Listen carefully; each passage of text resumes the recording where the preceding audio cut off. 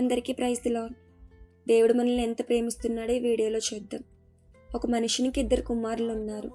చిన్న కుమారుడు తన ఆస్తినంతటినీ కూర్చుకుని తండ్రిని విడిచి దూరదేశమునికి వెళ్ళిపోయి తన ఆస్తినంతటినీ పాడు చేసుకున్నాడు.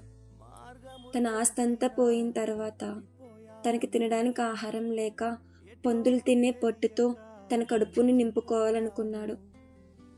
అటువంటి పరిస్థితిలో బుద్ధి వచ్చి తన తండ్రిని జ్ఞాపకం చేసుకుని తిరిగి తండ్రి యొద్దకు వెళ్ళాలి అని అనుకున్నాడు. అలా తిరిగి తండ్రి యొద్దకు వెళ్తున్నప్పుడు వాడింకనూ దూరంగా ఉండగానే తండ్రి వానిని చూచి వాని మీద కనికరపడి వాని యొద్దకు పరిగెత్తుకుని వెళ్ళి హత్తుకుని మెడ మీద ముద్దు పెట్టుకుని ప్రశస్తమైన వస్త్రములు తొడిగించి చేతికి ఉంగరం పెట్టించి పాదములకు చెప్పులు తొడిగించి గొప్ప విందు చేసి తప్పిపోయిన తన కుమారుడు మరలా దొరికాడు అని ఎంతో సంతోషించాడు.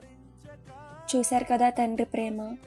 తప్పు చేసిన తన కుమారుణ్ణి తృణీకరించకుండా తప్పిపోయి దొరికాడని తన సొంత కుమారునిగా స్వీకరించాడు. యేసయ్య కూడా మనల్ని అంతే ప్రేమతో ప్రేమిస్తున్నారు. మనం ఎంత పాపపు ఊబుల్లో చిక్కుకుపోయినప్పటికీ బుద్ధి తెచ్చుకుని ఆయన వైపు తిరిగిన ఎడల ఆయనే మన దగ్గరికి వచ్చి మనల్ని హత్తుకుని మన పాపములన్నిటినీ కడిగి తన బిడ్డగా స్వీకరించడానికి ఆయన ఇష్టపడుతున్నారు. అటువంటి యేసయ్య ప్రేమను తృణీకరించుకో.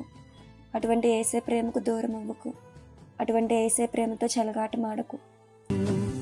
యేసు నన్ను మరువక, యేసు నన్ను విడువక, జాలిగా నన్ను చూస్తూ నిలచిపోయావు. తృణీకరించక, నన్ను త్రోసివేయక, సంద్రాలు దాటి నన్ను చేరుకున్నావు.